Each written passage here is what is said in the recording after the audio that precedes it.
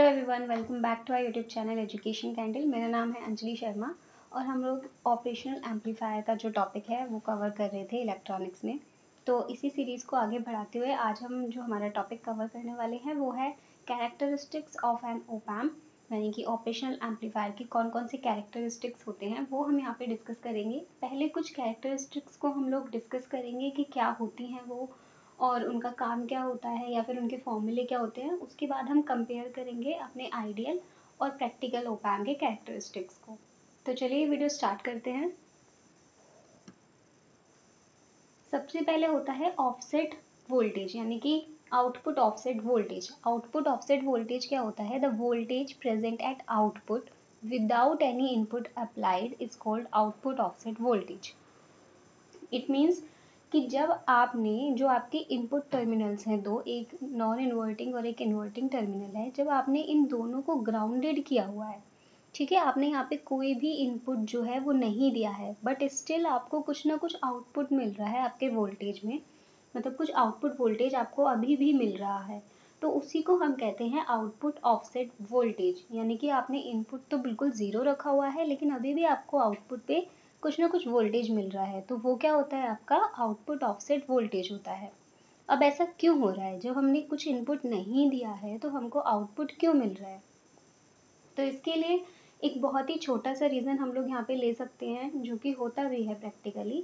अब आप जानते हैं कि आपने ओप एम्प में क्या है, ट्रांजिस्टर्स यूज़ किए हुए हैं, और कोई भी आप कितना भी अच्छे से कोई भी चीज़ बना लीजिए, पर कोई भी जो आपके दो ट्रांजिस्टर्स हैं उन दोनों के कैरेक्टरिस्टिक एग्जैक्टली सेम नहीं हो सकते, कुछ ना कुछ वेरिएशन उसमें रहेगा ही, ठीक है। तो क्योंकि आपका ये जो ट्रांजिस्टर आप इसमें यूज़ कर रहे हैं उनके जो कैरेक्टरिस्टिक हैं वो सेम नहीं हैं, तो उसकी वजह से कुछ ना कुछ क्या होता है, कलेक्टर करंट जो होती हैं उसमें स्मॉल चेंज आ जाता है, ठीक है, थोड़ा बहुत चेंज आ जाता है, जिसकी वजह से ग्राउंड से आपका थोड़ा सा वोल्टेज जो है वो मिल जाता है। और फिर बाद में आउटपुट पे क्या होता है, हमारे एम्पलीफायर का काम क्या है? एम्पलीफाई करना। तो ग्राउंड से जो थोड़ा सा भी वोल्टेज आपको मिला उसी को वो क्या करता है, आपका जो ऑपरेशनल एम्पलीफायर है उसको एम्पलीफाई कर देता है और फिर वो आपको आउटपुट पे मिल जाता है। तो आपका ये जो आउटपुट ऑफसेट वोल्टेज है ये आपको किस लिए मिल रहा है? इसलिए नहीं मिल रहा है क्योंकि आपने कुछ इनपुट दिया है, बल्कि इसलिए मिल रहा है क्योंकि आपके जो ट्रांजिस्टर्स हैं उनके जो कैरेक्टरिस्टिक्स हैं वो सेम नहीं है, ठीक है। अब यहाँ पे ये बात आती है कि जब आपको आइडियली हम यही चाहते हैं कि अगर हमने इनपुट नहीं दिया तो हमें आउटपुट भी ना मिले, पर क्योंकि हमें यहाँ पे आउटपुट मिल रहा है तो अब हम क्या चाहेंगे कि कैसे भी करके हम इस आउटपुट को क्या करें, ज़ीरो कर दें। अब उसको ज़ीरो करने के लिए हमारे पास एक ही ऑप्शन है, और वो क्या है कि ये जितना आउटपुट पे हमें वोल्टेज मिल रहा है, जिस पोलैरिटी का मिल रहा है, अगर हम उसके ऑपोजिट पोलैरिटी का इनपुट किसी भी टर्मिनल से दे दें तो फिर क्या होगा, वो आगे जाके क्या होगा, जब इनका डिफरेंस होगा तो वो हो जाएगा ज़ीरो, राइट। तो अब हम यहाँ पे यही करने वाले हैं, हम यहाँ पे क्या करने वाले हैं, by applying differential voltage of opposite polarity at one of the terminal we can compensate this voltage.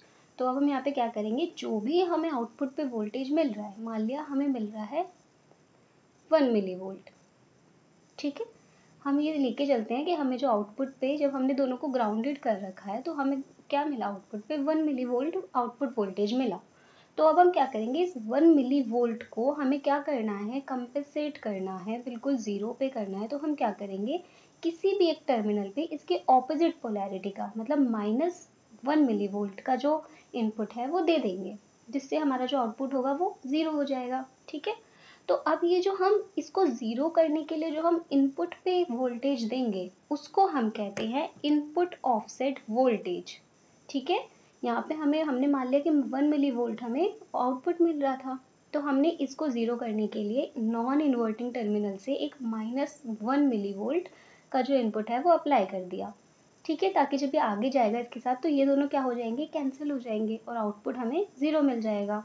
तो ये जो हमने यहाँ पे ये दिया ना, इसको 1 मिली वोल्ट दिया, -1 मिली वोल्ट करंट दिया, इसी को हम कहते हैं इनपुट ऑफसेट वोल्टेज। जैसे कि यहाँ पे लिखा हुआ भी है, the input offset voltage is defined as the amount of voltage that must be applied, ठीक है, between two input terminals of the op-amp to obtain zero voltage at the output। ठीक है, आई होप कि दोनों टर्म आपको अच्छे से समझ आ गए होंगे, आउटपुट ऑफसेट वोल्टेज और इनपुट ऑफसेट वोल्टेज। नेक्स्ट आते हैं input offset current. Input offset current क्या होता है, ये सिंपली बस ये जो आपके दोनों टर्मिनल में करंट जा रहा है इनका डिफरेंस होता है। आपके नॉन इन्वर्टिंग टर्मिनल में हमने मान लिया IB1 जा रहा है और इन्वर्टिंग टर्मिनल में IB2 करंट फ्लो कर रहा है, तो इन दोनों का जो डिफरेंस होगा उसी को हम क्या कहेंगे, IO, यानी कि इनपुट ऑफसेट करंट। नेक्स्ट आता है इनपुट बायस करंट। क्या होता है, तो बायस करंट नॉर्मली जो ये दोनों आपके करंट फ्लो कर रहे हैं इनका एवरेज होता है। ठीक है, जैसे कि यहाँ पे आपको शो भी हो रहा है, इन दोनों का जो एवरेज है उसी को हम कहते हैं इनपुट बायस करंट। नेक्स्ट आता है हमारा कॉमन मोड रिजेक्शन रेशो। ये समझने में काफ़ी लोगों को प्रॉब्लम होती है, तो इसको हम बहुत ही सिंपली लैंग्वेज, जितना ज़्यादा सिंपल हो सकता है उतना सिंपल करके समझने की कोशिश करेंगे। सबसे पहले हम देखते हैं कि ये कॉमन मोड क्या होता है। ठीक है, रिजेक्शन रेशो हम बाद में बात करेंगे, पहले हम देखेंगे कॉमन मोड क्या होता है। तो कॉमन मोड सिंपली ये है कि मान लिया आपके पास एक ओपैम्प है, ये इसके दो टर्मिनल हो गए, एक नॉन इन्वर्टिंग और एक इन्वर्टिंग टर्मिनल। अब जब आप क्या करेंगे, दोनों टर्मिनल से सेम पोलैरिटी का जो इनपुट है वो देंगे। मतलब मान लिया यहाँ से जो वेव जा रही है वो ऐसी है और यहाँ से भी ऐसी है, तो हमने क्या किया, दोनों से सेम पोलैरिटी का क्या किया, इनपुट दे दिया। और जब यहाँ पे हमें आउटपुट चाहिए तो हम जानते हैं कि यहाँ पे ये जो आगे जाएगा वो क्या होता है, इन दोनों का डिफरेंस होता है। मान लिया यहाँ से हमने नॉन इन्वर्टिंग से 2 दे दिया, 2 मिली वोल्ट। ठीक है, और यहाँ से क्या किया, यहाँ से हमने भी दे दिया 2 मिली वोल्ट। अब ये तो नेगेटिव हो जाएगा क्योंकि इन्वर्टिंग क्या है, इन्वर्टिंग टर्मिनल है और ये नॉन इन्वर्टिंग टर्मिनल है, तो जब इनका डिफरेंस निकलेगा तो वो क्या हो जाएगा, 2 - 2 = 0। ठीक है, तो ये होता है आपका कॉमन मोड। कॉमन मोड मतलब जब हम दोनों इन्वर्टिंग और नॉन इन्वर्टिंग टर्मिनल दोनों से सेम पोलैरिटी के सिग्नल भेजते हैं, तो इन दोनों को कितना उसने रिजेक्ट किया उसको हम कहते हैं कॉमन मोड रिजेक्शन। ठीक है, जैसे कि यहाँ पे लिखा भी हुआ है, अनवांटेड सिग्नल्स और noise appearing with the same polarity. Common mode का काम क्या है यहाँ पे, कॉमन मोड रिजेक्शन का, कि जब भी आप कहीं पे ओपैम्प को यूज़ कर रहे हैं और मान लिया कि वहाँ पे नॉइज़ ज़्यादा है, आवाज़ ज़्यादा आ रही है या फिर आपके अनवांटेड सिग्नल्स आ रहे हैं, तो उनको हमें क्या करना होता है, रिजेक्ट करना होता है। तो उनको रिजेक्ट करने के लिए हम लोग यहाँ पे ये जो कॉमन मोड है ना, इसका यूज़ करते हैं। जब हमें पता है कि ज़्यादा नॉइज़ है और हमें उसको क्या करना है, रिजेक्ट करना है, तब हम कॉमन मोड का यूज़ करते हैं, यानी कि हम दोनों सिग्नल से, दोनों टर्मिनल से जो है वो सेम पोलैरिटी के सिग्नल्स देने लगते हैं। तो जब भी कोई आपका अनवांटेड सिग्नल या फिर नॉइज़ आती है, तब वहाँ पे क्या होगा, with the same polarity on both line of input are common mode signals. ठीक है, जब दोनों सिग्नल से आपकी क्या हो रही हैं, सेम पोलैरिटी के सिग्नल आ रहे हैं, तो उनको हम कहते हैं common mode signal. And the op-amp and are cancelled by op-amp and do not appear on the output। ये यही कह रहा है सिंपली कि जब दोनों जो हैं आपके सेम पोलैरिटी के सिग्नल आ रहे हो, तो आपका जो op-amp है ये क्या करता है, आउटपुट पे आपको ज़ीरो अपेयर करता है, मतलब आउटपुट पे आपको कुछ भी नहीं मिलेगा। क्यों, क्योंकि एक नॉन इन्वर्टिंग है और एक इन्वर्टिंग है, तो आगे जाके जब इनका डिफरेंस निकलेगा तो वो क्या हो जाएगा, ज़ीरो हो जाएगा, तो आउटपुट आपको क्या होगा, ज़ीरो मिलेगा। तो ये आपके कॉमन मोड की बात हुई अभी सिर्फ। ठीक है, अब यहाँ पे ये रिजेक्शन रेशो क्या बता रहा है, यानी कि आपका जो कॉमन मोड जितना रिजेक्ट कर रहा है उसके रेशो की यहाँ पे बात हो रही है। हमें इसके नाम से ही पता चल रहा है कि कॉमन मोड रिजेक्शन कितना होता है या कैसे होता है, वो किस चीज़ की बात कर रहे हैं, मतलब ये रेशो है, यहाँ पे किसी न किसी चीज़ के रेशो की बात हो रही है। तो बस वही है, सिंपली आपको कॉमन मोड के बारे में पता होना चाहिए कि कॉमन मोड क्या होता है, उसके बाद आप बहुत ही इजीली इसका फॉर्मूला जो है वो निकाल सकते हैं। तो द मेजरमेंट और the major of the opamp's ability to reject common mode signal, यानी कि आपका जो ओपैम्प है उसकी एबिलिटी होती है, कितनी एबिलिटी है उसकी किसी भी कॉमन मोड सिग्नल को रिजेक्ट करने की, इज एक्सप्रेस्ड इन रेशो। ये एक रेशो में एक्सप्रेस की जा सकती है और ये इसी टर्म को हम क्या बोलते हैं, इसको हम कहते हैं कॉमन मोड रिजेक्शन रेशो, जिसे और हम किस नाम से जानते हैं, CMRR के नाम से। तो इसका जो रेशो होता है वो सिंपली क्या होता है, ये CMRR = AOL divided by ACM। यहाँ पे ये जो OL है ये क्या आपका शो कर रहा है, ओपन लूप, और ये जो CM है ये कर रहा है आपका कॉमन मोड। तो जब आप ओपन लूप के गेन और CM ये जो कॉमन मोड है इसके गेन का रेशियो निकालते हैं, तब हमें ये पता चल जाता है कि आपका जो कॉमन मोड है वो कितना ज़्यादा आपके जो सेम सिग्नल्स हैं उनको रिजेक्ट कर सकता है। ठीक है, आई होप कि ये टर्म आपको क्लियर हो गया होगा अब कि कॉमन मोड रिजेक्शन रेशियो क्या होता है। ये कुछ भी नहीं है, सिंपली सिर्फ ये क्या कर रहा है, आपके जो सेम पोलैरिटी के सिग्नल्स आ रहे हैं उनको रिजेक्ट करने की एबिलिटी है। एक ओपैम्प की हमारी ये एबिलिटी है कि वो कितना जो आपका कॉमन मोड सिग्नल है उनको रिजेक्ट कर सकता है। ठीक है, तो ये होता है आपका common mode rejection ratio. Next आता है आपका स्ल्यू रेट। स्ल्यू रेट कुछ भी नहीं है, बहुत ही सिंपल सी चीज़ है। इसको हम ऐसे समझ सकते हैं कि जैसे मान लिया ये आपका इनपुट है, ठीक है, ये आपने इनपुट दिया। अब आप देखते हैं कि जब आपने इनपुट दिया तो कुछ टाइम पीरियड बाद इसका जो रेंज है वो कितना जा रहा है, इसी के रेशियो को हम कहते हैं स्ल्यू रेट। यानी कि आपका जो मैक्सिमम रेट ऑफ रेंज है आउटपुट वोल्टेज का पर यूनिट टाइम, उसे हम कहते हैं स्ल्यू रेट। ये फॉर्मूला आपको यहाँ पे दिखाया गया है। स्ल्यू रेट का फॉर्मूला क्या है, ये delta V upon delta T। Slew rate is defined as the maximum rate of range of output voltage per unit time। यानी कि आपको पर यूनिट टाइम में कितना मैक्सिमम आउटपुट वोल्टेज मिल रहा है उसी को हम कहते हैं स्ल्यू रेट। ठीक है, अब अगर हम इनके आइडियली बात करें तो आइडियली हम चाहते हैं कि पर यूनिट टाइम में हमारा जो आउटपुट है वो हमें मैक्सिमम मिले। तो आइडियली हम क्या चाहेंगे कि हमारा जो स्ल्यू रेट है SR है उसकी वैल्यू क्या हो, इन्फिनिटी हो। पर प्रैक्टिकली तो हमें ऐसा नहीं मिल सकता कि इन्फिनिटी मिल जाए, तो इन्फिनिटी नहीं मिल सकती हमें। तो हम ये क्या लेके चलते हैं कि जितना ज़्यादा मैक्सिमम इसको रख सके, मतलब स्ल्यू रेट हमारा जितना ज़्यादा मैक्सिमम हो सके उतना अच्छा। ऐसे ही आपका कॉमन मोड रिजेक्शन है, हम क्या चाहेंगे कि हमारा ओपैम्प जो है वो इतना कैपेबल हो कि किसी भी फ्रिक्वेंसी का सिग्नल आ रहा हो, किसी भी कॉमन मोड जो हमारा यूज़ हो रहा है वो सिग्नल आ रहे हों, ये उसको रिजेक्ट कर सके। तो हम यहाँ पे क्या चाहेंगे, आइडियली हम ये चाहेंगे कि इसकी वैल्यू जो है वो इन्फिनिटी हो, है ना। किसी भी फ्रिक्वेंसी के आपके सिग्नल हो रहे हों, आ रहे हों, आप यही चाहेंगे कि यहाँ पे जो आपका कॉमन मोड रिजेक्शन रेशियो है ये क्या कर सके, ये रिजेक्ट कर सके उसको, सिग्नल को। लेकिन प्रैक्टिकली तो ऐसा पॉसिबल है नहीं, इन्फिनिटी नहीं हो सकती कोई भी वैल्यू प्रैक्टिकली। तो हम यहाँ पे क्या रखते हैं कि जितना ज़्यादा हम उसको रख सके उतना अच्छा। तो ये कुछ टर्म्स थे जो मैंने आपको बताए जो हमारे ओपैम्प में यूज़ होते हैं। अब हम इन दोनों का कंपैरिजन देख लेते हैं, मतलब आइडियली और प्रैक्टिकली कैसे काम करते हैं ये देख लेते हैं।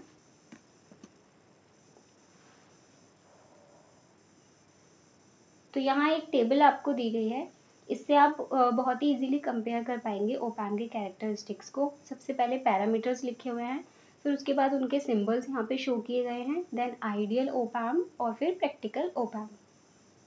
सबसे पहला पैरामीटर जो है हमारा वो आता है DC open loop gain. Open loop gain, open loop का क्या मतलब है यहाँ, ये हम पहले भी जान चुके हैं, एक बार और डिस्कस कर लेते हैं। ओपन लूप मतलब ये आपका ओपैम्प है, ये आपका हो गया पॉजिटिव VCC और ये हो गया नेगेटिव VEE, ठीक है।